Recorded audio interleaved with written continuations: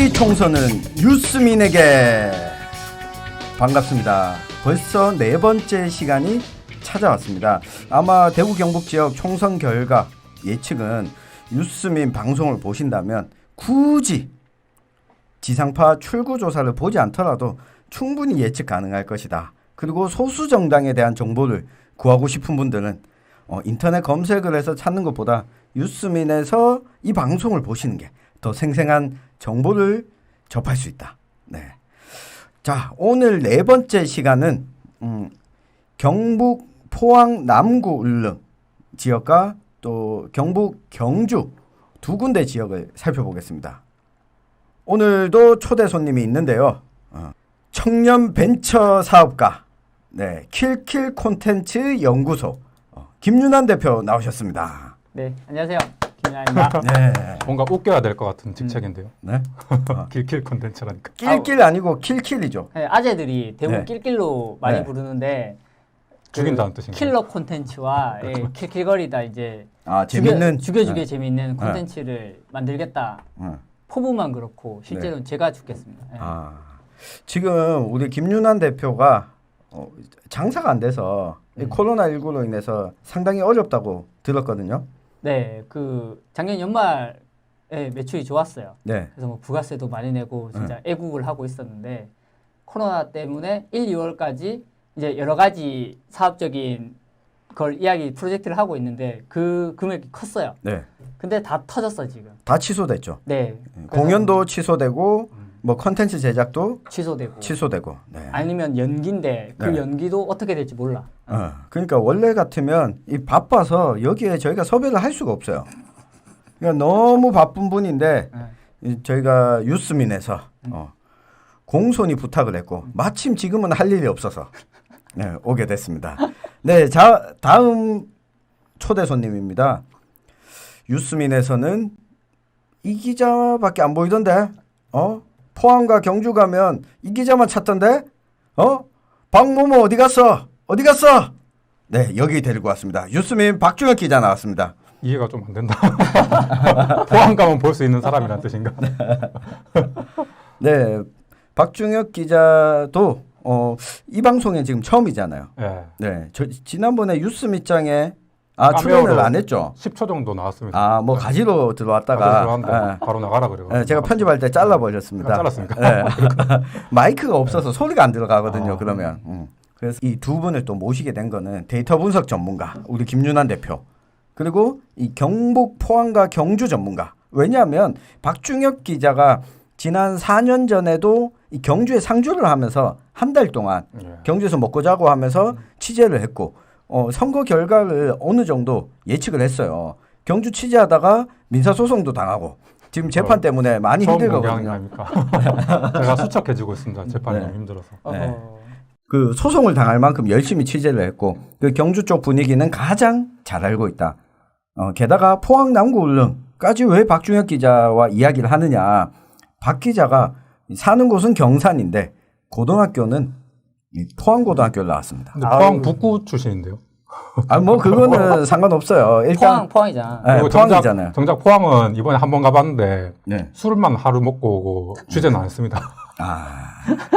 그래도 이 포항 민심, 밑바닥 민심을 누구보다 잘 알고 있고 박 기자가 포항에 가면 포항고 나왔습니다, 포 나왔습니다 하면 사람들이 다들 반갑게 맞이한다. 그런 건 있는데 앞으로 이용해서 취재를 한번 해보겠습니다. 네. 자, 그래서 오늘 본격적으로 이 포항 남구 울릉 지역 살펴보기 전에 사실 저희가 이렇게 경북 지역과 대구 지역 지역구를 정한 이유가 그나마 미래통합당 후보가 아닌 당선자가 나올 만한 지역들만 지금 꼽아서 보고 있거든요. 다음 주 월요일 날 남은 게 수성갑입니다. 그걸 끝으로 유스민은 개표 방송을 하거든요. 24시간 아니죠. 12시간 개표 방송을 하게 될 텐데 저희가 공지를 하겠습니다. 그 개표 방송 꼭 보시고요. 그래서 비미래통합당 후보의 당선 가능성이 높은 지역입니다. 상대적으로 높다는 뜻입니다. 네. 상대적으로. 네, 절대적으로 높다는 뜻은 아니고요. 네. 그래서 우선 포항 남구 울릉 지역 출마자부터 우리 박 기자가 한번 살펴봐 주시죠. 세계로 뻗어나가는 방송입니다. 포항에는 선거구가 2개입니다. 네. 북구랑 남울릉이 있는데 남구와 울릉도 같이 함께 하는데 울릉만 오늘 이야기하니까 그 남울릉에 출마한 분은 5분이 있습니다. 후보로. 5파전이네요. 네, 5파전입니다. 네. 허대만 민주당에서 허대만 그 후보가 뛰고 있고요. 뭐 이력 같은 것도 이야기를 간단하게 할까요? 하고 싶은 이야기. 대학교는 서울대를 나왔고 그리고 김부경 장관 보좌관을 했었고 그리고 현직 그 민주당 도당위원장이고 예전에 포항 포스코 관계사의 임원 같은 것도 했었었는데 이 이야기는 포항 지역에서 뭔가 이 사람을 이해하는 데 있어서 포스코를 같이 함께 이해를 하면은 좋은 측면이 있어가지고 그냥 이 이력도 좀 뽑아봤는데 나머지는 포항 포스코 관계사 임원을 하다가 정당인으로 계속 쭉 활동을 했었습니다. 그리고 특이한 점은 지방선거 등 선거에 총 이번을 포함해서 8번을 출마했다는 점입니다. 서중현한테 잽이 안 되네, 아직. 경북에서는 아마 가장 많이 한 축에 속하지 네. 않을까. 당선 이력은 딱 한 번 있습니다. 제일 첫째 지방선거에서 시의원으로 한번 무소속으로 출마해서 당선된 적이 있고 그 뒤로는 낙선의 연속을 이어가고 있습니다. 그 다음으로 그 미래통합당 후보로 김병욱 후보가 지금 뛰고 있고요. 42세고 연대 대학원을 나왔고 이분은 아마 제가 볼 때 박근혜 선대위에서 정세 분석팀장 그리고 같은 고등학교인데 포항고 출신입니다. 고등학교 선배네요. 고등학교 네. 선배입니다. 제가 한번 잘 치대 보려고 하는데 편파 보도하는 거 아니에요? 아직 보도를 한 게 없어가지고 매우 없습니다. 그리고 강재섭 이학재 의원의 그 보좌관 등을 거쳤고 그래서 그 경력 때문에 지금 허위 경력을 한 거 아니냐라고 허대만 후보로부터 좀 공격을 받고 있는 점도 있습니다. 그런 점도 있고 나머지 후보들은 박승업 후보가 여기 민중당 후보로 지금 50세고 동국대 출신이고 그 노조에서 간부 역할들 좀 하다가 나오신 분이고 그리고 박덕춘 후보라고 그 국가혁명배당금당에서 나이가 연세가 좀 많은데 그 학력은 공개가 안 돼 있고 이력은 학력 미기재. 이건 뭐 좋은 거라고도 생각할 수 있습니다. 학벌 없는 사회를 추구하는 국가혁명배당금당. 미기재 대학교가 굉장히 명문이라고 들었어요. 그래요. 미기재라는 대학교가 있군요. 그리고 경력은 하나 정도 있던데 대륜 운수 종사자 이렇게 나와 있습니다. 그것도 전입니다. 운수 노동자였네요. 운수 노동자. 이게 퇴직을 하고 아마 여기 68세니까 그럴 수도 있겠네요. 그리고 박승호 전 시장이죠. 네. 62세 그리고 한체대 대학원을 졸업하셨고 그리고 동학운수도 했었던 일이 있습니다. 예전에 그 무소속으로 그 미래통합당에서 공천받지 못한 사람들 중에 누가 무소속으로 나올 것인가 했을 때 박승호 시장과 함께 전 시장과 함께 강석호 전 의원도 거론이 되긴 했어요. 전 의원 아닙니다. 의원. 지금 의원, 현직 의원도 결국 박승호로 이렇게 출마가 되는 걸로. 네, 그러면 후보가 5명 나왔는데 우리 김윤환 대표가 여론조사 결과 좀 살펴주시죠. 네, 오늘 제가 조사한 여론조사는 더불어민주당 허대만 후보 30.1%, 네. 미래통합당 김병욱 후보 53.2%, 네. 20% 넘게 차이 나죠.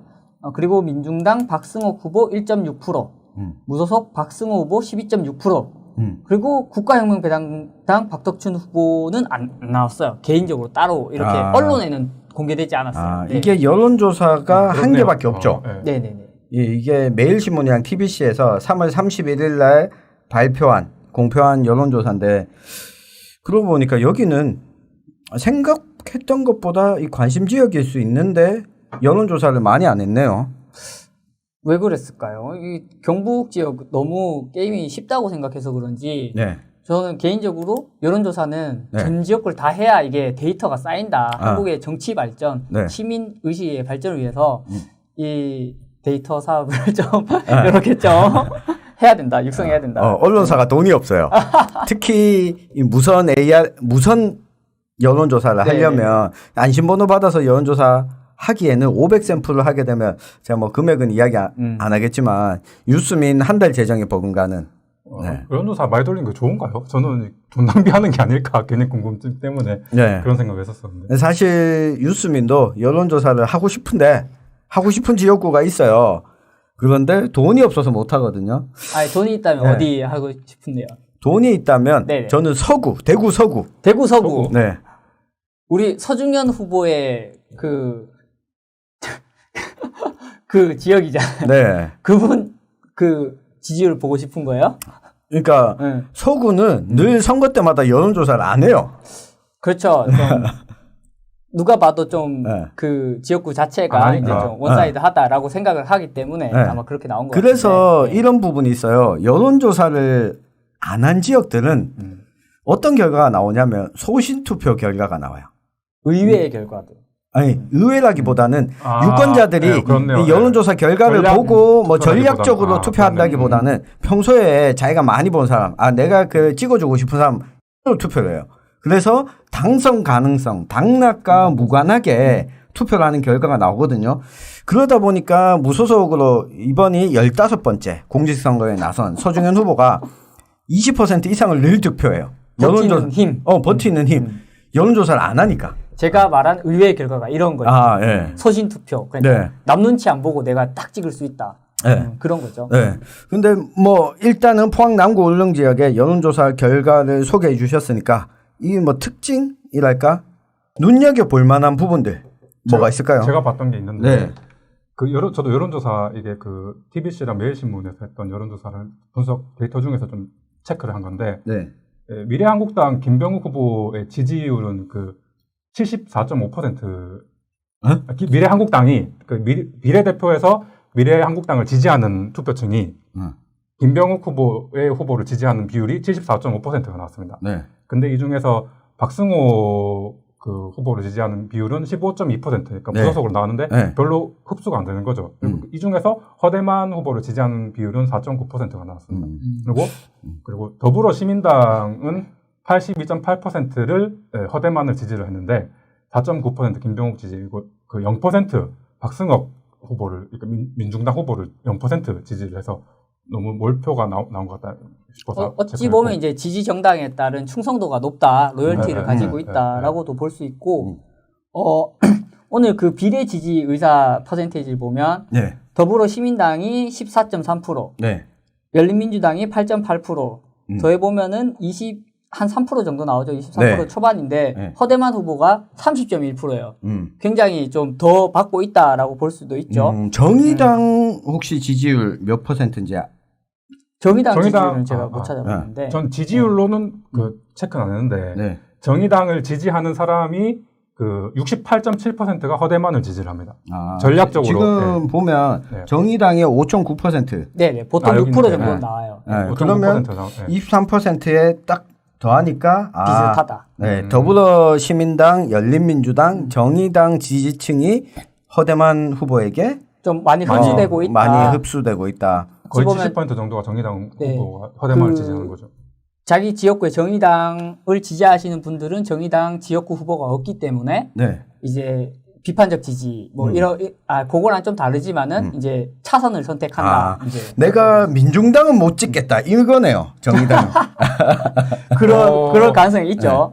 근데 민중당도 보면은 민중당을 지지하는 후보가 정작 자당의 박승옥 후보는 31.8%를 지지하고 45%가 허대만 후보를 지지를 하거든요. 그거는 뭐 어느 정도 우리가 예측할 수 있는 결과적 한국적인 선거 풍토에서 항상 이런 일은 늘상 발생해 왔다.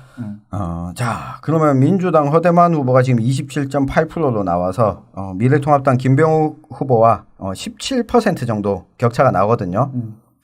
자, 첫 질문 드리겠습니다. 오늘은 우리 유스민 방송에서 질문 5개를 끝으로 방송을 마칠 예정인데 허대만 후보가 지금쯤은 김병욱 후보를 따라갔다.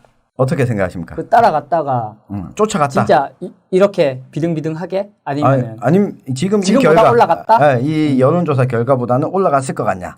그러니까 선거운동이 한 지가 지금 거의 10일 가까이 지났잖아요. 네네. 정식 선거운동 들어가기 직전에 결과가 나온 여론조사이기 때문에 선거운동 10일 동안 어떤 이 변화의 여지가 생겼을까? 생겼다고 보시나요? 아니면 별 변화의 여지가 없다 이렇게 보시나요? 저는 조금 올랐다고 생각합니다. 허대만 후보가 오를 수 있는 가능성이 있다.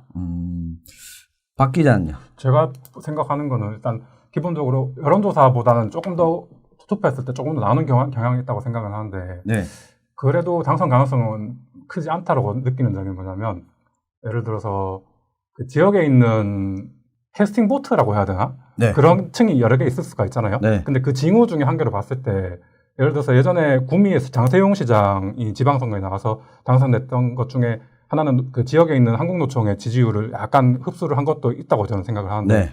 이 지역 같은 경우에 지금 총선에서 전반적으로 그 한국노총이 민주당 후보들을 지지 선언을 많이 했잖아요. 아니요. 아닌가요? 대구만 대구가 대구가 그렇죠. 대구가. 대구가 그런데 네.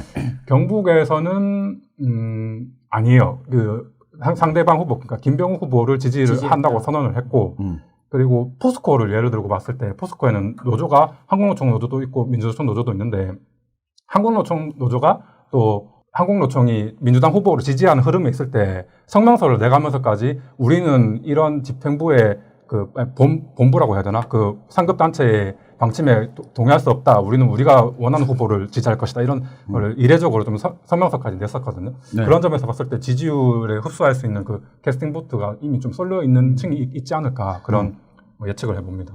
한국노총의 지방본부가 이 분권 운동을 시작하지 않았을까 제가 볼 때 지침을 우리는 우리의 갈 길을 간다. 네. 우리 지역은 우리가 알아서 한다. 그런 거지 않을까요? 네. 저는 확장성이 조금 더 표를 더 얻을 가능성이 있다. 허대만은 표를 더 얻을 가능성이 있다. 생각한 게 김병욱 후보 같으면은 60대 지지율이 70.2%예요. 네. 굉장히 많이 받고 있고 사실 이거는 끌어모을 대로 모았다라고 보이고 무소속 박승호 후보도 그 야권 미래통합당 후보이기 때문에 이분이 확장을 하면은 여기서는 계속 또이또이가 될 것이고 그리고 허대만 후보 같으면은 30, 40대 지지율이 본인의 현 지지율보다 평균 한 3% 정도씩 더 높게 나와요. 네. 그러니까 민주당의 전통적인 이제 코어 지지층이 30, 40대라고 보면은 여기서 조금 더 확장성을 요거 지키면서 확장성을 가져가고 나머지에서 조금씩 더 끌어당긴다면은 어느 정도 지금보다는 높게 나올 가능성이 있다라고 저는 보고 저도 있죠. 그런 느낌이 있던 게, 그러니까 동정표가 좀 더 나오지 않을까 생각했던 거 공보물을 한번 보니까 허대만 후보의 민주당이라는 색채는 거의 강조가 안 돼 있어요. 안 돼 있고 이 사람 그 공보물이 한 거의 10페이지 가까이 됐던가 분량이 많은데 대부분을 이 사람을 조명하는 것, 이 사람이 약간 많은 도전을 했었고 많이 아쉽게 그런 이력이 있었다. 이번에는 좀 도와주십시오. 이런 그 느낌으로 공보물도 하고 했는 걸 허대만 후보가 몇 번 출마했죠? 이번이 몇 번째? 이번에 8번째입니다. 그럼 7.8기. 7.8기라고 해야 되나요? 한 번은 당선이 된 적이 있습니다. 제일 처음에 지방선거에서 그 시의원으로 한번 당선이 된 적이 있었습니다. 네. 7.8기. 서중현 전 서구청장이 8번째 공직선거만에 당선이 됐거든요. 네. 그래서 이 TV 토론에 나와서도 제가 7.8기로 당선됐습니다. 이번에 꼭 국회의원 꼭 한번 하고 싶습니다. 이렇게 이야기를 했거든요. 허대만 후보도 제가 봤을 때는 이 여론조사 결과를 보면 일단은 경북 지역의 경우에는 무선 비율이 100%인 여론조사가 잘 없습니다. 그러니까 그렇죠. 이걸 가지고 너무 낙관적으로 유선이 들어가서 이런 결과가 나왔을 거야 라고 타 지역에서 생각하면 좀 오산인 게 포항 같은 경우에도 도시 지역이지만 이 농어촌과 이 도시가 복합된 도시가 도농 복합 지역이거든요. 때문에 일정 부분 유선 비율을 넣는 것이 실제 여론을 확인할 수 있는 길이고 다만 경북 지역 대구와 경북 지역의 경우에는 샤이 진보 내가 여기 여론조사 전화가 왔는데 뭐라고 굳이 이야기하고 싶지 않은 이게 왜 형성됐냐면 특히 이 지역에서 생활하기 위해서 내가 민주당 당원이야 라고 했을 때 집안에서 야, 넌 뭐야? 그리고 친구들 사이에서도 이야기를 했을 때 왠지 분위기가 이상해지는 그런 경험들을 가지신 분들이 계시거든요. 꽤 있죠. 네. 그래서 평상시에 누군가에게 자기 정치 성향을 이야기한다거나 피곤해지니까 이게 몸에 좀 체화돼 있어요. 맞습니다. 그래서 ARS 여론조사를 하더라도 이 부분이 좀 걸리는 거죠. 근데 ARS보다 면접 조사를 하게 되면 이 부분이 좀 더 누락되기도 하고 한편으로 또 편해지는 사람도 있기도 하고 여하튼 간에 이 샤이 진보 표심이 한 5% 정도는 전 될 거다. 5%. 네. 그래서 허대만 민주당 후보가 30% 이상 득표하는 건 좀 문제가 없을 것 같고 이 박승호 무소속 후보가 얼마나 선전해 주느냐에 따라서 이 선거 판세 자체가 경합 지역으로 갈 수도 있다. 간다는 얘기는 아니고요. 갈 수도 있다. 네. 저는 그 대구 경북 전체에서 네. 보이는 선거 전략으로 봤을 때 민주당 계열 같으면은 그 아까 전에 말씀하신 공보물 이야기하니까 드는데 사람은 그 당색을 좀 많이 지우면서 네. 기여도 약하게 하면서 이제 사람은 땡땡땡 이런 그 접근점을 많이 가지고 있거든요. 맞아요. 네, 그래서 이제 이런 특징을 가지고 있다. 네. 사실은 그렇게 가야 되는 게 사실 이기기 위한 표를 많이 얻는 전략이라고 저도 생각하고 네. 다만 이제 사람은 땡땡땡이라고 했는데 상대방보다 사람이 약하면은 이게 그게 장점이 가려진다. 먹히는 맞아요. 거는 네. 포항에서는 사실 상대 유력한 후보가 김병욱 후보가 포항에서 특별하게 뭐 어떤 연고를 두고 엄청 고등학교 나왔지만은 거기서 지역 활동을 많이 했던 건 아니라 쉽게 말하면 낙하산이죠. 그렇죠. 자기는 이렇게 이야기를 하죠. 이게 지역 국회의원이 필요하지만은 그 보좌관 출신 국회 경험을 많이 해봤어야지 네. 좀 더 하기 좋다. 국회의원 활동을 하기 좋다. 그런 면에서는 허대문 후보가 별로 밀리진 않습니다. 그렇죠. 김부겸 행정안전부 장관 할 때 이 정책 보좌관을 또 했었고 그리고 시의원 경험도 있고 그래서 이거는 좀 밀리지 않는 것 같은데 여하튼 그 김병욱 후보가 미래통합당 전통적 지지층으로부터 얼마나 표를 결집시킬 수 있을 거냐 이게 좀 관건이 될 것 같습니다. 네. 자, 포항 남구 울릉은 이렇게 살펴봤고요. 다음은 김석기 의원이 현역으로 있는 경북 경주로 한번 가보겠습니다. 이 경주에 출마한 후보들 간략하게 소속 정당이랑 누가 출마했는지 박 기자가 말씀 좀 해주시죠. 더불어민주당에서 정다운 후보가 출마를 했고요. 네. 이력을 지금 부대변인 더불어민주당 부대변인을 하고 있고 네, 더불어민주당 부대변인 임명장은 다 줍니다. 출마하기 전에. 그런 거였어요. 정당은 부대변인이라고 하는 거, 뭐 정다운 후보가 어디 국회 정론관이나 이런 데서 브리핑한 거 본 적 있어요? 그렇네요. 그러고 보니까. 없잖아요. 실제 국회나 이렇게 당사에서 브리핑을 하는 사람 같은 경우는 앞에 상근 부대변인 상근 붙습니다. 그래서 이 대구 동구갑에 출마한 민주당의 서재원 후보가 실제 그 역할을 했었고 그렇죠. 상근 부대변인. 나머지 부대변인들은 다 명함을 파주는 거죠. 사실 요거 경력 이야기니까 잠깐만 생각나는데 모든 정당이 무슨 대선 때나 총선 때나 이럴 때 무슨 특보 뭐 무슨 특별위원회 뭐 사실 다 뿌려요. 내가 이제 신청해가지고 저 무슨 특보 하겠습니다 하고 특별위원회 하겠습니다 올리면은 다 도장 찍혀서 다 나와요. 없는 위원회도 만들어요. 네, 맞습니다. 없으면 이상한 거예요. 근데 없는 위원회가 없을 수 없는 게 당 만들 때 정말 많은 위원회가 있어요. 수많은. 당은 당규에 보면 당 조직의 기구표 보면 막 몇십 개 위원회가 있는데 그래서 실제로 활동하는 위원회가 몇 개 안 되죠. 그러다가 선거철이 되면 각자 그 위원회 중에서 골라서 가는 거죠. 다른 이력으로는 뭐 참교육 학부모회 시민단체 활동을 조금 했었던 것 같고 그리고 그 이전에 선거 예비 후보 기간에 어떤 그 공천, 그러니까 전략 공천으로 이분이 후보가 됐는데 그 당내 경주 지역에 있는 당내 뭐 기초의원들, 시의원들 일부들 약간 반발을 하는 그런 상황도 있었습니다. 이거는 그 측면도 있다고 봐요. 이 전략 공천했는데 지역에서 같이 활동하지 않았다라는 것도 있겠지만 젊은 여성 후보가 나왔으니까 조금 만만하게 보는 그런 부분이 그러니까 당 안에서 있었을지는 모르겠는데 제가 여론을 좀 경주에 가서 이 이야기를 들어보니까 여성 후보가 불리하다, 여성 후보라서 안 찍겠다라는 분이 조금 있더라고요. 맞아요. 그러니까 당 안에서도 당내에서도 그런 정서들을 가지고 아마 이게 불만을 제기하는 게 아닐까. 그리고 저는 뭐 개파가 좀 달아서 내부적으로 그런 걸 아니 지금 민주당이 경북 경주에서 무슨 개파를 만들 그게 있어요? 개파는 사실 어디 가나 존재한다고 저는 생각하고 있습니다. 맞습니다. 여튼 그렇고 그 다음 후보로 김석기 미래통합당 후보가 있습니다. 65세고 전 한국공항공사 사장이고 서울지방경찰청장 그리고 경찰청장 그 내정자로 있다가 용산 참사 이후에 이렇게 뭐 정치 무소속으로 출마한 적도 있고 용산 참사에 그 학살자다라고 해서 용산 참사 유가족들이 김석기 후보가 출마할 때마다 경주에 와서 출마하면 안 된다, 국회의원 하면 안 된다, 사과도 안 했다라고 이제 항의하면서 기자회견들을 하잖아요. 이번에도 여전히 했죠. 네, 그렇습니다. 네. 그리고 민생당에서 김보성 후보가 나왔습니다. 53세고요.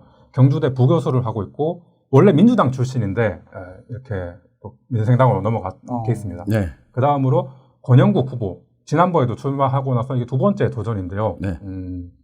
이력이 엄청 많은 사람입니다. 제가 볼 때 여기 후보가 보자 7명이 계신데 이분들 중에 가장 다양하고 그리고 그렇기 때문에 전국적으로 인지도가 좀 많이 높은 사람이라고 생각해요. 풍산금속 경주에 안강에 공장이 있습니다. 풍산금속 해고자고 그리고 변호사가 되고 나서 참사 조사특위, 용산 참사 진상규명단 뭐 이런 활동도 했고 경주에 있는 서라벌대 공동대책위, 뭐 김용균 사망사고 조사위원회 되게 많은 이력들이 있습니다. 네, 그래서 말하자면 많습니다. 소속 정당이 어디죠? 아직 정당을 정의당입니다. 네. 정의당. 네. 지난번에는 무소속으로 나왔고 네, 이번엔 정의당이 나왔고. 네. 네. 제가 이거 또 언급을 살짝 하자면 시민들 좀 만나보니까 당을 몰라요. 권영국. 근데 이름은 알아요. 권영국에 대해서.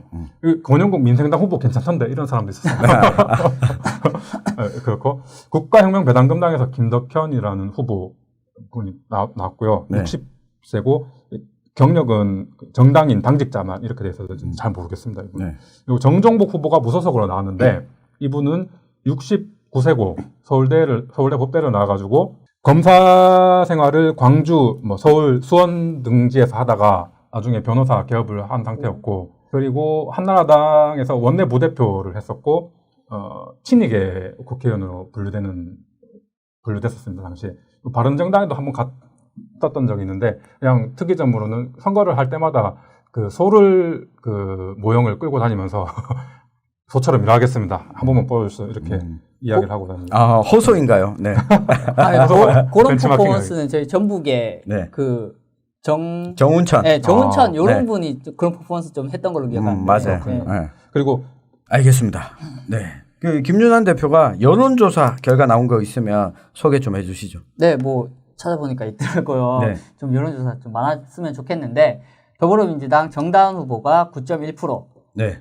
미래통합당 김석기 후보가 48.6%, 민생당 김보성 후보가 2.0%, 정의당 권영국 후보가 4.2%, 국가혁명배당금당 김덕현 후보가 1.4%, 무소속 정경복 후보가 21.3%, 그리고 김일륜 후보는 제가 그 언론사 자료를 봐가지고 네. 아직 확인 못했어요. 아, 네. 이게 지금 4월 5일 날 공표된 건데 그 이후에 여론조사 하나가 더 나왔습니다. 이 포항 MBC가 리얼미터에 의뢰해서 4월 7일 날 공표한 여론조사 결과를 보면 조금 다릅니다. 민주당의 정다운 후보가 12.5%. 올랐어. 네, 10% 넘어갔거든요. 선거비의 절반은 보존받을 수 있다. 네, 보존이 굉장히 큰 거거든요. 선거에서. 네, 그리고 앞서서 우리 포항 남울릉 할 때도 이야기했지만 실제 투표 결과로 보면 민주당 후보가 득표율이 좀 오를 거다.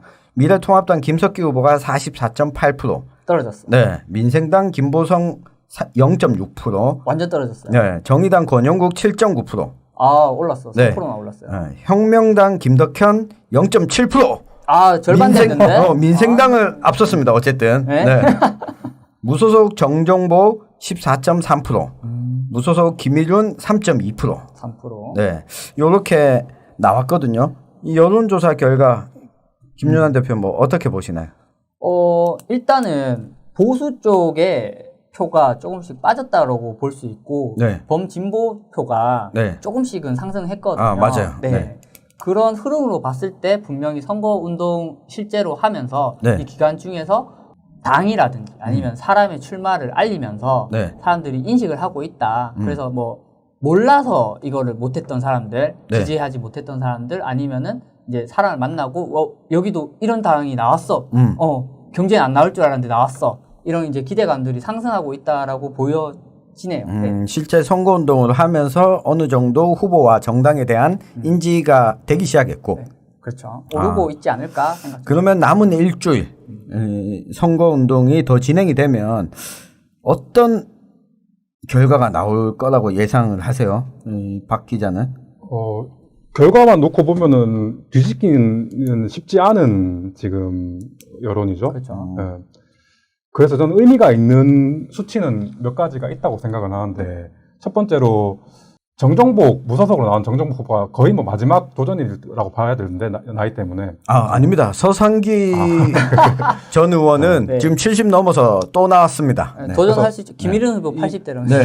무소속인 정정복 후보가 도대체 얼마만큼의 표를 가져갈 것인가. 제가 많이 만나보진 못했지만 한 8명 정도를 만났었는데 그 사람들의 이야기를 들어봤을 때 정정복 후보에 대한 그 평가가 과거에는 별로 안 좋았다고 해요. 네.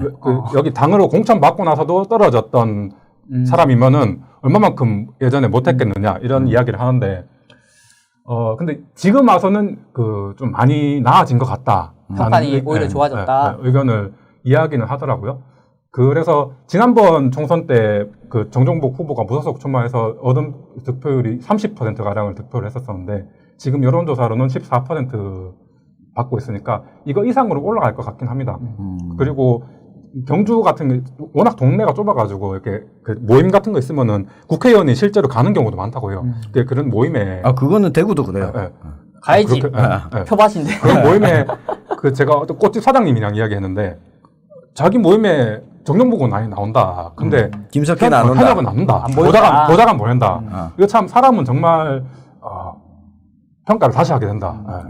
그거는 당연하지. 정정복은 국회의원이 아니니까 한가잖아. 할 일이 별로 없는 거고 김석기는 뭐 그런- 국회의원이니까. 국회 참 게다가 참가해. 뭐 예전부터 이런 건 있었죠. 그러니까 김석기 후보에 대한 부정적 여론 중에 소개를 하자면 너무 정당 중앙 정치에만 신경을 많이 쓰고 지역에서는 딱히 하는 게 없다. 신라환경 특별 뭐 보존법 이거를 통과했다고 해도 그것이 사실 자기가 한 게 아니라 이전부터 뭐 그 좀 닦아 놓았던 거에 숟가락 얹은 거 아니냐 이런 이야기를 하더라고요. 그래서 평이 그런 점에서 좀 안 좋았다라는 점이 있어서 그래서 무소속 정정복 후보가 얼만큼 득표를 가져갈 것인가에 대한 관전 포인트가 한가 있다고 하고 그리고 권영국 후보 정의당으로 이번에 출마했는데 지난번에 무소속으로 출마해서 15%를 넘겼습니다. 넘겼는데 정의당으로 출마해서 얼만큼 득표를 할 것인가가 관전 포인트라고 생각합니다. 이번에 알겠습니다. 네. 제가 아까 질문 하나 드렸잖아요. 우리가 경북 지역을 지금 살펴본 게 안동, 예천, 구미시, 을, 그리고 포항, 남구, 울릉, 경주 이 4개를 살펴봤는데 대구와 경북 다 합쳐서 대구부터 한번 보겠습니다. 대구 지역의 더불어민주당 후보 가운데 최고 득표율을 기록하는 후보 김부겸 후보는 제외하고 김부겸 의원은 제외하고 12명 중에 대구의 민주당 후보 최고 득표율 누가 할 것이냐. 최고. 네. 그리고 최저 득표율은 누가 할 것이냐. 네, 요 두 가지. 우리 김윤환 대표부터. 저부터 할게요. 갑자기. 박 기자부터. 내가 생각한 건 뺏기면 안 되잖아. 최고는 달서갑에 나온 네. 권태긍 후보, 김부겸 후보를 제외하고 뭐 그럴 거라고 생각하고 이미지가 괜찮다고 하더라고요. 그리고 최저는 최저는 뭐 최저를. 틀리겠지만 말씀하세요. 저는 처음엔 이렇게 생각해요. 이승천 후보가 예전에 정계 은퇴 선언을 했었잖아요. 네. 은퇴 선언을 하고 정계 은퇴는 DJ도 많이 했습니다. 그렇습니까? 그건 뭐 늘상 하는 거 아닌가? 그 선거지면. 근데 뭐 구도로 안 따지고 뭐 본복하고 또 나오고 해서 약간 동구에서 성적을 많이 못 거두지 않을까 이렇게 생각을 했습니다. 동구의 이승천 후보가 최저 득표. 그리고 최고 득표는 달서갑의 권태긍 후보. 자, 김윤환 대표는요. 저는 그래도 현역의 힘을 믿는다. 네. 저력이 있다. 네. 그 북구 의뢰 홍의락 후보. 네. 그래도 뭔가를 보여주지 않을까. 그런 기대가 조금 살짝 리틀 셈이 조금 있고 최저는 아무래도 여론조사를 하지 않는지요. 네. 서구. 네. 네. 대구는 서구. 네. 서구의 뽑겠습니다. 윤선진 후보. 네. 그렇죠. 서구는 네. 또 우리 서중현 후보가 있고 또 이제 정의당의 장태수 후보가 나왔잖아요. 네. 그래서 범진보표가 분열이 되겠죠. 갈릴 가능성이 크고 장태수 후보의 평가가 그 지역에서는 상당히 좋기 때문에 네. 그냥 정의당이 뭐 10% 미만 이렇게 받을 게 아니고 조금 더 확장력이 있다고 생각합니다. 그러면 네. 민주당 후보보다 정의당 후보가 더 받을 수 있다. 요거는 진짜 또 가봐야 될 것 같아요. 아. 그래도 당 지지율이라는 게 있으니까 네. 그건 최소 그거보다는 조금 되지 않을까. 알겠습니다. 저는 더불어민주당 대구 지역 후보 가운데 1등은 중남구의 이재용 후보가 될 것이다. 진짜요? 네. 당선 가능성 있는 후보는 오히려 수성을의 이상식 후보가 되겠지만 3파전이기 때문에. 그렇죠. 근데 중남구는 미래통합당 곽상도 의원 1명, 그리고 민주당 이재용 후보 1명, 그 다음에 국가혁명배당금당. 그것도 3파전이죠. 네, 정재웅인데요. 거기 3파전과 수성을 3파전 다르죠. 사실상 2파전이지. 이거. 그러니까 사실상 1대1 대결이거든요. 사실상 사실상 1대1 대결인데다가 이재용 후보의 포스터나 공보문을 보면 나름 잘 빠졌어요. 네. 공약이 없어요. 사람은 뭐 이런 거잖아요. 근데 그게 공약이 없는 게 장점이에요. 어떤 이야기를 하고 있냐면 본인이 환경부 전 장관 지냈던 거, 남구청장, 국민건강보험공단 이사장 지냈던. 그러니까 나름 대구에서는 굵직굵직한 정치 경력을 가지고 커리어가 되게 화려하시죠. 대구에서는. 진짜. 그러고 그렇네요. 글자 많으면 잘 안 보겠네요. 그래서 그것만 소개한 거죠.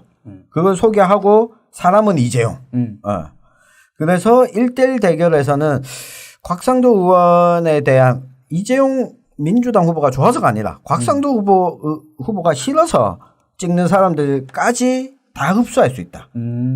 그래서 많이 받으면 30% 후반대도 충분히 가능하다. 구도와 선거 전략으로 봤을 때 네. 굉장히 나이스한 그 판단이라고 보이고 저는 네. 그래서 궁금한 게 이 네. 중남구에 네. 국가혁명 배당금당 과연 몇 프로를 받을 수 있을 것인가. 이게 여기는 갑자기 오히려 네. 더 받을 수도 있어요. 네, 저도. 그러니까 두 당 다 싫다라고 하면 선택지가 거기밖에 없잖아요. 네, 맞습니다. 여하튼 꼴찌는 우리 김윤환 대표랑 같습니다. 서구의 윤선진 후보. 이 선거운동 시작도 좀 늦었고 네, 그렇죠. 아마 장태수 후보보다 뒤지지 않을까. 네. 당빨보다는 사람빨 뭐 약간 이런 거. 네. 거기에 또 많은 사고를 쳤던 서구 의원이죠. 민부기 서구 의원이 네네. 서구에서 민주당 표를 많이 깎아 먹었어요. 네, 그것까지 작동을 해서 이 민주당 후보가 정의당 장태수 후보보다 적게 받을 수도 있다. 네. 가능성. 네, 가능성입니다. 자, 그러면 다음으로 같은 질문인데요. 경북 어떻게 보십니까? 최고 최저. 최고는 아무래도 구도도 괜찮고 그리고 그 지역에서 7.8기의 노력을 했던 네. 포항 남울릉 허대만. 네. 자, 그럼 최저는 최저는 이게 다 비슷한 선에서 최저가 이렇게 1% 2% 차이로 나올 거라 생각은 하는데 네. 제가 잘 모르지만 김천이 아닐까요? 김천. 네. 김천. 김천에 네. 그러니까 지금 초선인 송원석 의원이 있고 아마 재선 3선 피로도도 없을 뿐더러 배영이 오히려 그 이번에 국회의원으로 출마하신 그 민주당 후보는 피로도가 더 많은 분이 오히려 네, 그곳에서 연세가 많으시죠 또. 연세도 많지만 출마도 되게 많이 하셨었고 7.8기에 좀 부작용이 발생하는 지역이라고. 네. 그러면 우리 김윤환 대표는요? 저는 사심을 조금 넣을게요. 네. 맨 첫 그 이틀 전에 했던 구미시을 저희 집안 사람입니다. 김영건 의원. 집안 사람. 네, 김영건 후보가 네. 그래도 그때는 좀 표 차이가 날 거라고 했지만은 전체적인 민주당 후보들 중에서는 경쟁력이 있고 현역 의원이 비례이긴 하지만은 현역 의원이고 구미시의 을에 이제 표밭을 봤을 때 상승 요건이 충분히 있다라고 생각하고 있습니다. 그리고 최저는 역시나 또 제가 데이터 중시한다고 그랬는데 다 제 인사이트야, 제 주변 이야기인데 그 저희 집이 의성입니다. 아버지가 의성에 사시는데 그 현지의 여론을 제가 지난 주말에 들었어요. 매우 좋지 않다. 민주당의 후보가 사실은 좀 많이 인지도가 많이 약하신 분이더라고요. 그래서 아마 의성, 영덕, 군위, 청송 요 지역구에 이제 강부성 후보가 최저이지 않을까. 그 미래통합당 후보가 김희국 전 국회의원이고 국토부 차관까지 지내기도 했고. 저희 지역 사람들이 뭐 중앙 관료 출신들을 굉장히 좋아합니다. 그렇네요. 게다가 지금 공항 이전 문제까지 풀어야 되잖아요. 네, 맞습니다. 특별히 근데 그쪽에 연고가 없지 않나요? 고향이에요, 고향. 고향이에요. 네. 의성 출신들이 잘 나가네요, 지금. 그러면 저도 이제 아니 최근에 국가균형발전위원장 김사열 위원장도 의성 출신이잖아요. 그렇죠.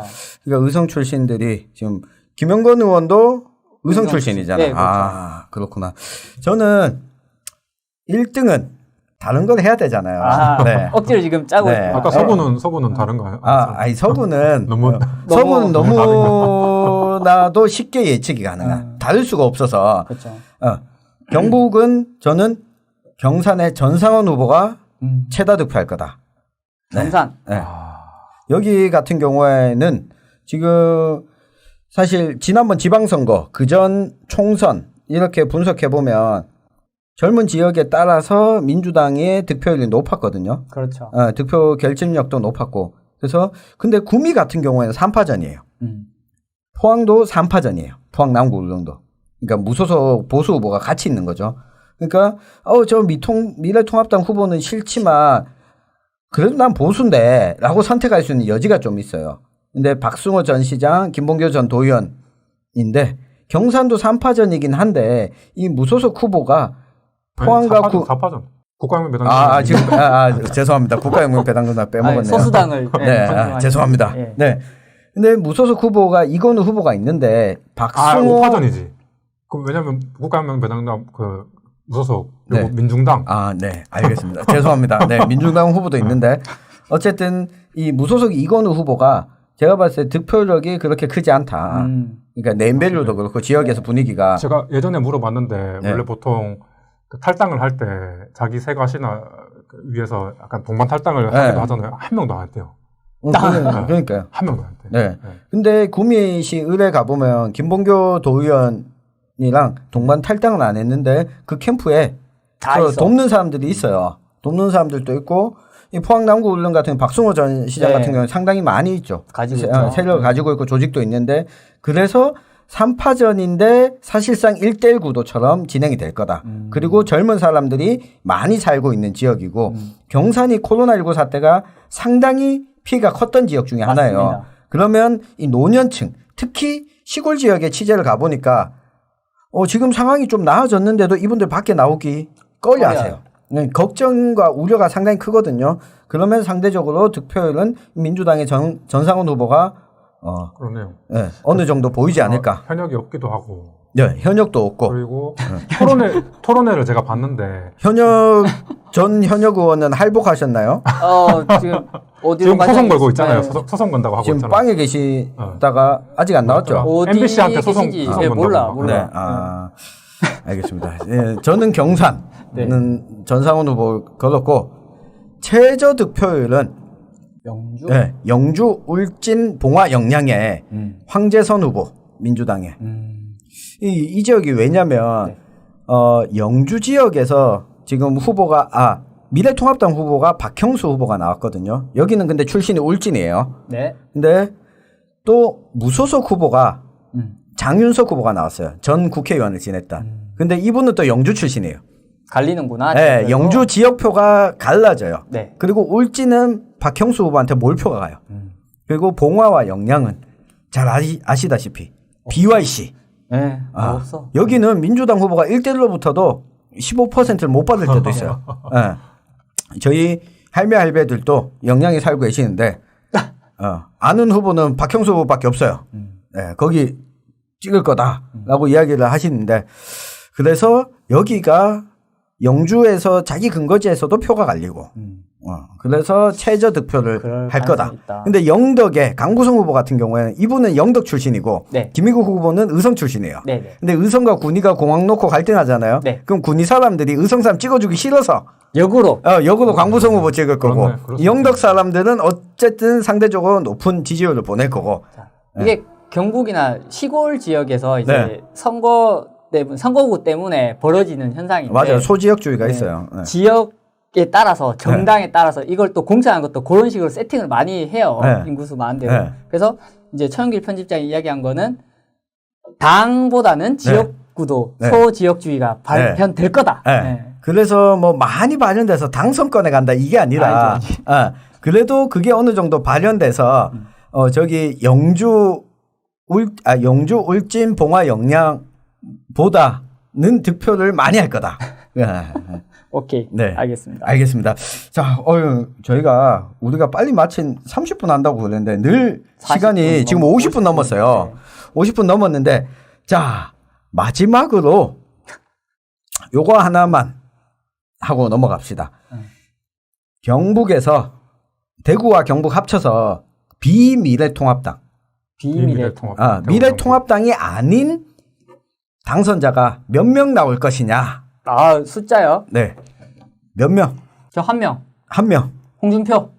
홍준표. 네. 한 명 플러스 한 명. 두 더 명? 받고 더 받아. 묻고 또 불러. 김부겸. 아, 김부겸. 오케이. 네. 저는 4명. 네 명. 또 더블로 가셨네요. 네. 4명 더블로 갔습니다. 어디? 김부겸, 오케이. 김영건. 어. 네. 그리고 안동 예천의 권태기.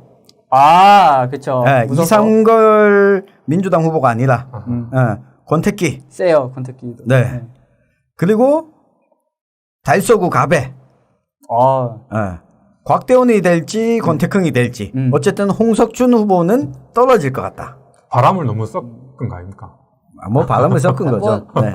아니, 방송할 때 내가 맨날 이야기했던 게 굉장히 사심이 좀 들어가 있는 것 같은데 네. 아무튼 뭐 홍석준 후보는 그러면은 본인 생각으로는 이제 1타 강사, 주식 1타 강사. 네, 주식 1타 강사로 나가실 것 같고, 김부겸 후보 같은 경우에 저는 계속 이 분위기가 오르고 있다고 생각합니다. 대구에서 김부겸마저 떨어뜨리면 대구가 앞으로 어떻게 살까? 그러니까 예산 문제도 있고, 이 대구 경북 통합공항 문제부터 시작해서 대구시 신청사 문제, 그리고 또 우리가 오랜 묵은 사업이었던 치수원 이전, 치수장 이전, 뭐 이것까지 구미형 일자리도 지금 추진해 놓고 대구형 일자리까지도 이야기가 되고 있는데 김부겸마저 떨어뜨리면 없다면 대구 예산이랑 뭐 정부와 여당과 어떻게 이렇게. 그러니까 이번에 지금 선거운동 하는 거 보면 정부 여당에서 대구에 선거운동하러 안 와요. 없어. 안 중앙에서 와요. 안 와. 중앙에서 안 와요. 그렇네, 그러고. 근데 미래통합당도 마찬가지예요. 한교안이 와요? 오히려 정의당이 거기는 중앙이라고 봤어요. 한교안이 와요? 안 오잖아요. 김종인이 와요? 안 오죠. 안 오죠. 그러니까 거대 양당 모두에게 버림을 받았어요. 둘 다 그냥 뭐 계산할 게 없다. 뭐 선거운동 안 해도 된다. 네. 뭐 거의 그런 생각. 근데 김부겸마저 없으면 김부겸이 이번에 코로나19 예산 관련해서도 대구의 목소리를 강하게 냈잖아요. 미래통합당 의원들 어디 있는지 모르는데 심지어 예결특위 위원장 하던 김재원은 자기 공천 때문에 회의 중단하고 30분 하다가 나갔잖아요. 이런 상황이거든요. 근데 이 분위기를 조금씩 선거 전까지 대구 시민들도 아마 느낄 거예요. 왜? 황교안 대표 그리고 김종인 선대위원장 왜 대구에 안 오지? 그리고 이낙연 총리 이해찬 대표 왜 대구에 안 오지? 와서 지금 광주 가서는 뭐 이것도 해주겠다 벌써 발표했거든요. 다 해주네. 거기에다가 못 박은 거야. 우리 민주당을 밀면 우리는 확실하게 밀어준다. 근데 부산도 가서 또 했거든요. 대구 경북만 소외당하는 거예요. 이걸 극복할 수 있는 거는 지금으로서는 김부겸 카드밖에 없다. 카드밖에 없다. 저는 요거에 반대는 아니고 약간의 이유를 좀 더 첨언하고 싶은 게 뭐냐면 코로나. 네. 대구 경북에 안 오는 이유가 또 코로나도 있지 않을까. 선거운동 하다가 혹시나 잘못되면 전국 선거 자체를 전략이 틀어지니까 그냥 아예 피해가자 일 수도 있다. 근데 민주당 선대위에서 안 오는 거는 한편으로 잘하는 일이긴 해요. 와가지고 도움될 만한 사람이 이낙연 총리 정도밖에 전 이낙연 총리 정도지.